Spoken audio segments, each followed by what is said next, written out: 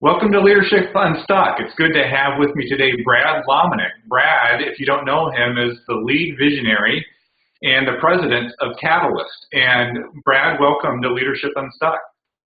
Thanks, Tony. It's good to see you, man. We're sort of in the same town, but we had to be on video, so it's pretty sad, I know. isn't it? It's sad, isn't it? Well, first of all, tell me, in your book, I think you go back to some of the early days of how Catalyst even came to fruition, but it's been, what, 8 years? Is that right? 8 years for me involved, yeah, almost 9 now, since 2004.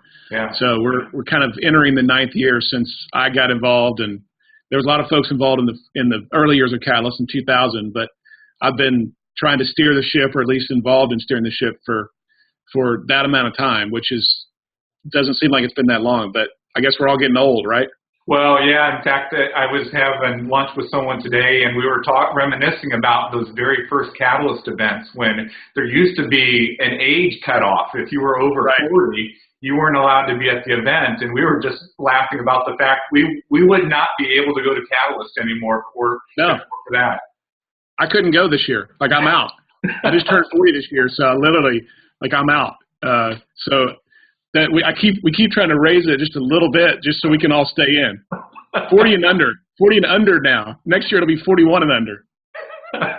Well, let me start with this then. I mean, as you look back through the years, eight years that you've been involved, what's been your favorite Catalyst moment through all those events? Man, there's so many. I mean, from a pure, like, just fun, totally free or devoid of any, like, leadership application, we've had some pretty fun moments of breaking world records, and we had a guy that shot out of a cannon, and we had Professor Splash, who broke his own world record of diving 40 feet into a foot of water. Like, all those are just, I think when people look back, like, they think of Catalyst many times in that way. Which obviously, there's no, like, life change other than it was fun to be a part of, the most people sitting on whoopee cushions or whatever those world record moments were.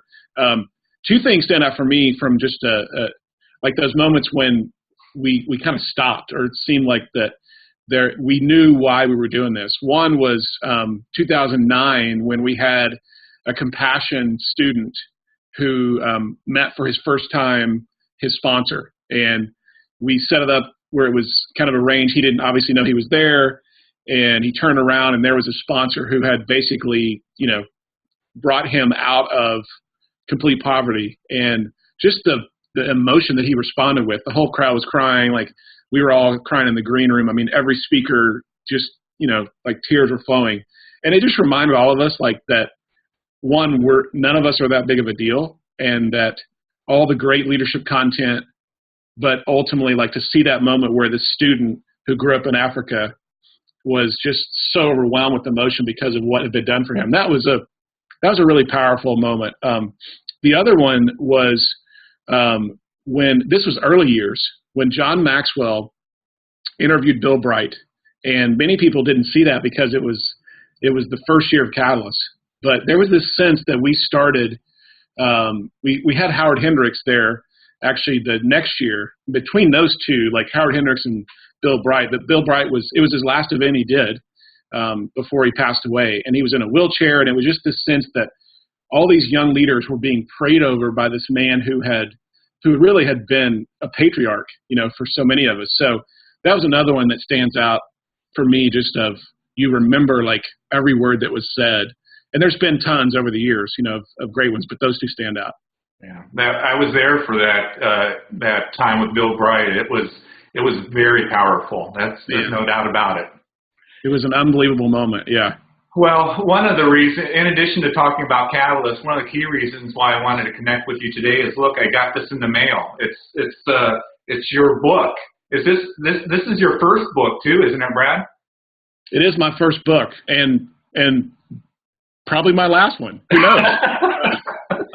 Well, it's my first one. Yeah. It's called The Catalyst Leader: 8 Essentials for Becoming a Change Maker, and good stuff in there. So let's talk a little bit about the book, but I want to go back to the basics first, because you have been engaged with great leaders through the years, and have been a mentor to many, especially young leaders in the church and in other nonprofits and other organizations. I want to hear from you. What do you think leadership is really all about? What makes a great leader? Well, there's lots of ingredients and essentials. I mean, the book, part of the reason for the book was to say, hey, here's what we believe as catalysts are the 8 essentials for becoming a change maker, which in essence is being a catalyst, which we think in essence is being a leader. But I think leadership is influence. I mean, John Maxwell says that really well, and he sort of coined that term and made it really simple, like leadership is influence, nothing more, nothing less. And, I think leadership involves the idea that someone's following you and that you're at the forefront or at the front of taking people from, as Hybel says, from here to there, and that leaders take people from here to there.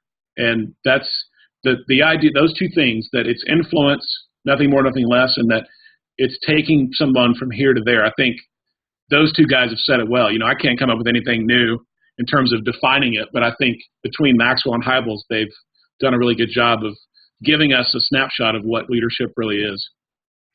You mentioned you wrote about 8 essentials in the book, and I'm just curious, of those 8 essentials for you personally, which one has had the biggest impact in your leadership? For me personally, the idea of being capable, which is the 4th essential in the list of 8.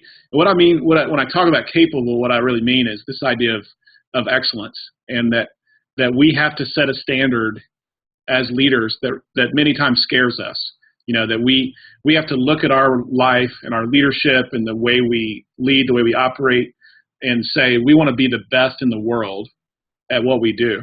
And for me, like my mantra, however you say it, potato, tomato, humble, hungry, and hustle. Like those 3 words for me have been, ever since I was in school, like those really defined who I was and who I am as a leader. And humble, that it's not about me and that I'm not the most important person in the room.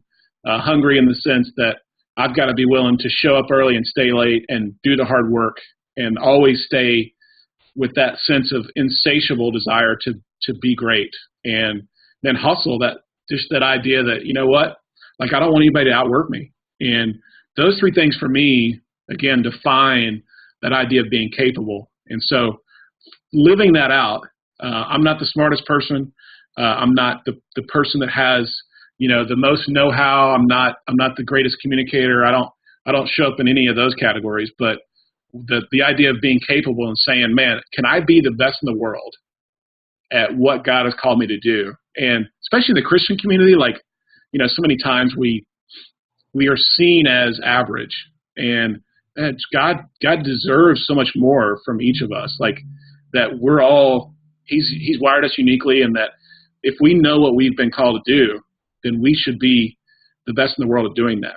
And I think that's a standard that we all just need to set for ourselves. So, Brad, you talked about being hungry and the hustle. Do you I know that attribute is in you because I've seen it come out of you, but do you think those 2 attributes are a challenge for young leaders?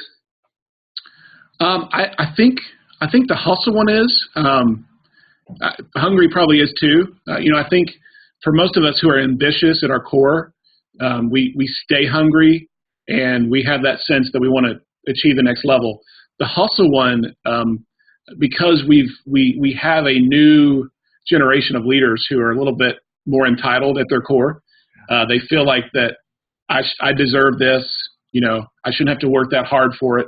And that's a stereotype that is not true in all cases. But in general, I do see that there's a sense of, well, if I can start something and I can just put up a blog, or I can, start a Twitter account, or I can start a new cause or a new nonprofit organization, then everything's just going to fall into place.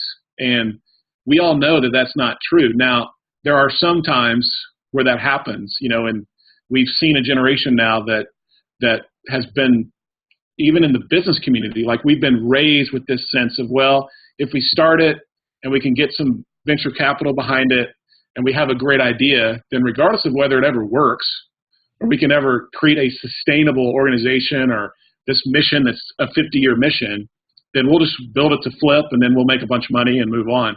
And so all that, I think, has fueled a challenge, which is, can we stay in it for the long term? Like, are we willing to persevere? Are we willing to do the work for 10 years, 15 years, 20 years, and watch something take life? And it just, our culture in general, we just have really short attention spans. And most of us can hustle for a day, right? Like we can do the hard work for a day and feel like, okay, but man, to do it for a week and then a year and then 2 years and then 5 years and then 10 years, that's the challenge, I think, for young leaders, that we've got to coach them in how to do that, because we just don't live in a culture that values that anymore. Yeah, well, one of my good friends and I consider to be a mentor of mine, Mark Beeson, is a senior pastor at Granger Community Church, and I remember one day him talking about young leaders, and the question popped up about, now you find yourself leading what many would consider a successful church, having a big impact, and what was the key to all of that? And Mark's response was basically, I just didn't give up. I just kept on doing it day after day after day, and there's so much to that. I laugh. There are folks that come to me and they want to be doing what I'm doing, and I kind of chuckle and say, yeah, well, 20 years ago I started interning in the local government, so maybe you should call the city manager and see if you can get yourself a job. Yeah, well, and I think part of even the reason to write this book for me was that, and I say this early in the book, like we have a generation that's called, but not necessarily equipped. And they're called, and they're passionate, and they want to change the world, and they're willing to have this vision that's bigger than themselves. They want to work together, or collaborative. But to say, man, we got to make sure we're equipping this next generation of leaders, and that we're giving them the tools, because that for me is an area where I've seen just a pretty big vacuum, in the sense that, man, all these 20-somethings coming up and 30s and younger leaders in general, and they've got all the passion, but they just don't have as many tools in their toolbox. And a lot of it's because, there's a number of reasons for that, but we've got to be willing to pass on that wisdom and that sense of, hey, it's taken us a long time to get somewhere, and it still is okay that you persevere, and you don't have to become a success story overnight. That's not necessarily the definition of what success really is. And it'll happen, and it's fine if it does. It's not bad. But most of us are still in that place where we got to persevere and be in the process for many, many years before we really ever have anything to say. And that's the challenge constantly with, I think, the next generation, is just making sure that they feel permission to stay with something for a long time. Right. Let me go just a step further. Speak to the leader that finds him or herself in a position where they don't feel empowered. They feel kind of stuck in their leadership. They're wanting to take some next steps, but they just don't feel like they're getting that encouragement from a leader above them. What kind of coaching or encouragement would you give them?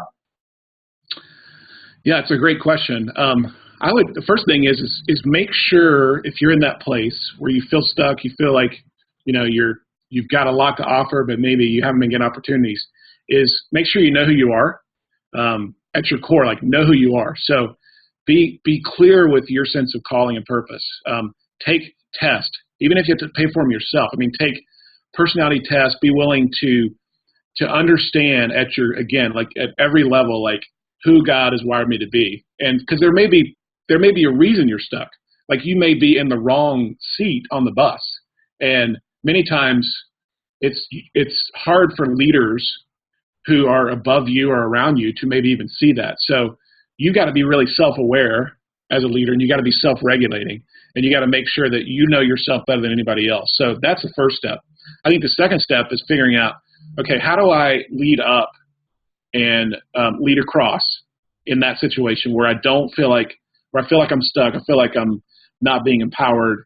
The hardest part for most leaders, or the hardest thing I think for especially younger leaders who feel like they've got a lot to offer, is that they show up in any kind of environment, whether it's a meeting, whether it's a one-on-one conversation, whether it's a conference call, it's a staff meeting, it's an organizational wide, but they show up with a little bit of a sense of, man, I've got something to prove here.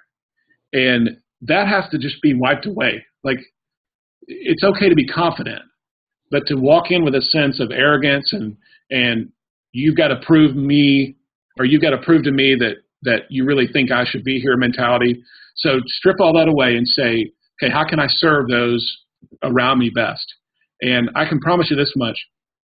If a leader that you're working for, if you're adding value to their world, and we all know this, any of us who've run organizations or we've led teams, if someone's adding value to me as the leader, then I can promise you that if they approach me and say, hey, listen, I feel a little bit I feel like I'm stuck. I feel like I need a sort of a new lease on my role here, then I'm all ears, because they've already added value to my world. You know, I've seen the value they bring to the table, and I'm willing to help them. And that's really important, is that I've already sort of gotten permission from whoever I'm working with or for to say, hey, help me figure out where I need to go next, or help me figure out the reason that I feel a little bit unstuck.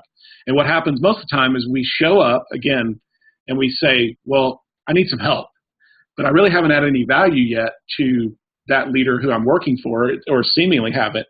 And then their response is, well, what have you done for me lately? Sort of mentality.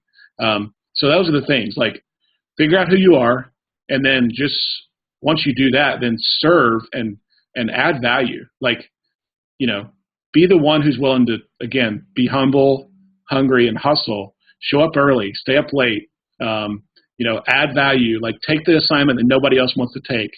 Be the one who's willing to walk in and do the hard work, because that'll start.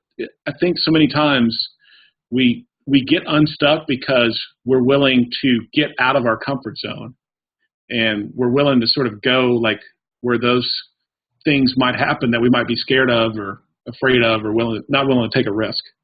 That's good. That's good encouragement, Brad. Well, again, Brad's new book, it's called The Catalyst Leader, and it comes out, I'm assuming for those folks that are going to be attending Catalyst West or Catalyst Dallas, they'll be able to get their hands on it, Brad? They will. Absolutely. We'll have plenty of copies at those events. It actually releases at Catalyst West on April the 17th. It's in stores and online on April 16th. And for anyone who buys it that week, so basically April 15th through the 20th of April, then we're doing sort of what everybody seems to be doing now, but we're doing a special deal where if you buy it, then send us the receipt, and you'll be able to get like $250 of free resources from Catalyst. And I'll make sure you have the information, and I'll put that on my blog too. But we just want to try to add value to those leaders who are jumping in and buying the book. So there'll be a lot of free stuff that'll actually be helpful that they can get if they purchase it that week. That's always better than free stuff that's not helpful, Brad. Exactly. Like, there's some stuff that's free that is just not good. And there's other stuff that's free that is actually helpful and valuable. So I've got my hands on some of those free things that aren't really helpful before. I know what that's like. Oh, that's very good. All right, Brad. Well, thank you again for joining us today. It's good to have you, and I hope that your book sells thousands. Well, thank you. Appreciate it, Tony. Thanks. All right.